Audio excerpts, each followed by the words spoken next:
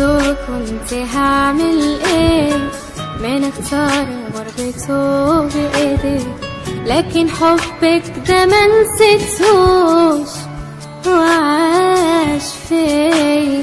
ليه هتأسف على الغيبة؟